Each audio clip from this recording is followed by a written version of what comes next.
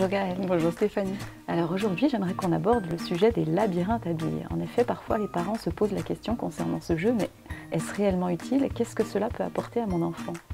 Alors ces labyrinthes sont très utiles et très intéressants s'ils sont bien accompagnés comme beaucoup de jeux. Ils permettent de développer chez l'enfant les praxis, la motricité fine, l'organisation du geste, le contrôle de la main et de l'œil sur l'action que l'enfant est en train de réaliser. D'accord, alors tu nous parles de praxis. Est-ce que tu peux nous expliquer ce que signifie ce terme? Ouais.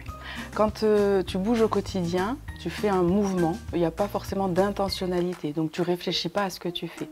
Quand tu fais une action qui est plus complexe, tu dois organiser une petite séquence motrice dans ta tête pour pouvoir la réaliser correctement. Au plus tu la réalises, au plus tu gagnes en compétences. Donc ça demande de se concentrer, de planifier, d'exécuter, de répéter pour automatiser.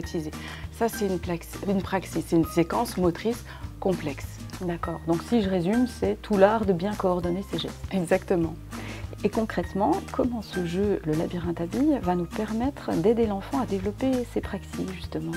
Donc il va devoir bien observer de quelle façon il va devoir déplacer la bille sur le chemin et observer la façon dont il doit poser son crayon, l'incliner ou le redresser et ralentir son mouvement pour ne pas perdre la bille.